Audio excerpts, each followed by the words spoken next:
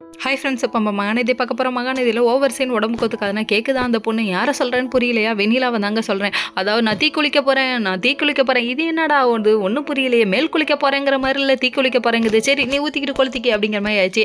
எங்கள் ஊற்று, நீ தைரியமான ஆள் தானே அப்படின்னு சொல்லிட்டு பல பேர் நின்று பக்கத்தில் பார்க்க, ஏமா என்னம்மா இப்படி பக்குவமாக பார்த்துட்டு இருக்கீங்க, நாங்கள் படமாக எடுத்துகிட்டு இருக்கோம். டே அந்த பொண்ணு தீ குளிக்க போகிறதுங்கடா, ஏன்டா இப்படி பண்ணுறீங்க அப்படிங்கிற மாதிரி ஆயிடுச்சு. சரி இதெல்லாம் ஒரு பக்கம் இருக்க. அதுக்கப்புறம் போலீஸ் வந்து பிடிக்க, அதுக்கப்புறம் விஜய்க்கு கால் பண்ண, விஜய் வர, அப்போ ஒரு பிஜிஎம் போடுறாங்க. தலைவர் விஜய்ன்ற பேருக்கே பிஜிஎம் போட வேணாமா, அதனால போட்டு விட்டு என்ட்ரி கொடுத்துறாங்க.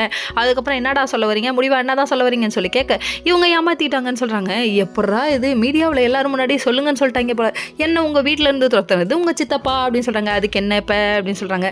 அது தப்பப்பா அப்படிங்கிறாங்க. டே அப்பா, கூட்டு போய் ஆக்சிடென்ட் பண்ண வச்சதும் நீங்க தான் அப்படின்னு கடைசியில் உண்மை வெளியா போகுது.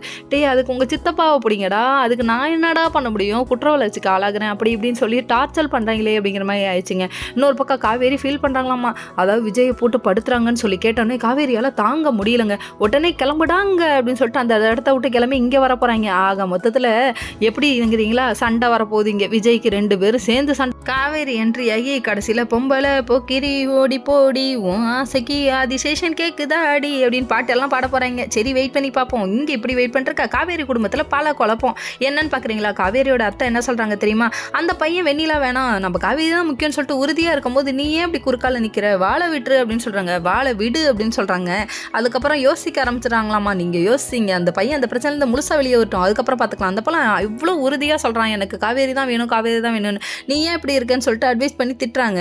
சரி காவேரி எடுக்க போகிற முடிவு என்னதான்னு சொல்லிட்டு வெயிட் பண்ணி பார்ப்போமே. கடைசியில் சேர்த்து வைக்க போகிறாங்களா இல்லை பிரித்து விட போகிறாங்களான்னு தெரியல. ஓகே.